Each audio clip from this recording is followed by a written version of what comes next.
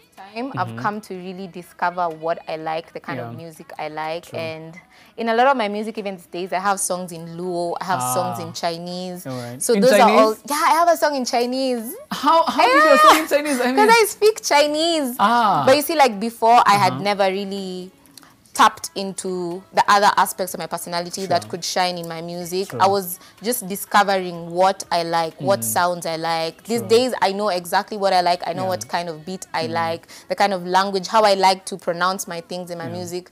So I think it's really encouraged me to be more experimental. Because before, there was even a time, I think, in Kenya, most female artists were just doing chakacha. You know, and then now with time, there's multiple sounds in the industry. So guys have just ended up discovering what works for you and what doesn't. So maybe what's really the importance of, maybe how long does an artist take maybe to know that maybe I've been doing this for now, maybe I need to change into this. This is what I'm more comfortable with. Is there maybe a time frame, or maybe how important is that? First of all, I think it's so important because most of the times as an artist, or even as just any creative, you find yourself getting lost in the sauce, for lack of a better word. You get lost in what other people are doing. So if Gengeton is the wave, you'll find everyone trying to... Or going to whatever is trending at that particular moment. And at that time, and without you understanding your skill as an artist, what you prefer, what you like as an artist, it's easy for you to get lost in that. So I feel it's so important to always ask yourself, like if there's a current sound, when you step into a studio, just ask yourself, okay, what do I feel like doing today? Like, forget everything else, what everyone else is doing. Focus on that particular moment. Yeah, focus on every moment and focus on it as you, as...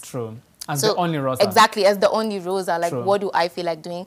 Because the hype will always come. As long as you stay true to yourself. So I feel you always have to ask yourself, like, if you're staying true to yourself. So it's a continuous process. All right. So maybe you've talked about different languages. Is this maybe, are you a linguist? Did you learn these languages? And how has that played a role in your music as well?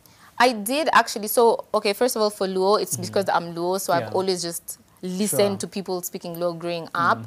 And I never really thought it was something I would use in my music, because there was a time I was strictly doing English songs I was writing. But with time, I've come to realize, because it's what I hear so often, it's so easy for me to write it. And then with Chinese, I learned Chinese. You know that when you're fresh from high school. So is it Mandarin? Is that Chinese and Mandarin, or is Chinese Mandarin? So it's Mandarin Chinese. Mandarin Chinese. Yeah. So I learned Mandarin, and I also do sign language.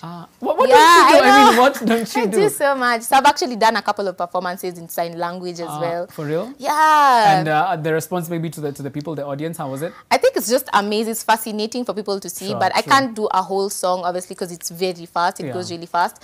But I think it's been just realizing with time that everything about me leads to an aspect of my brand.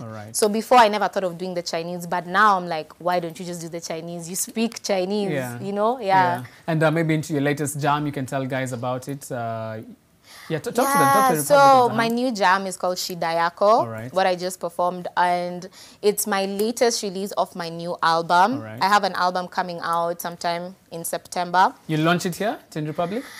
Talk to me nice. It's a hot commodity. Yeah, I know.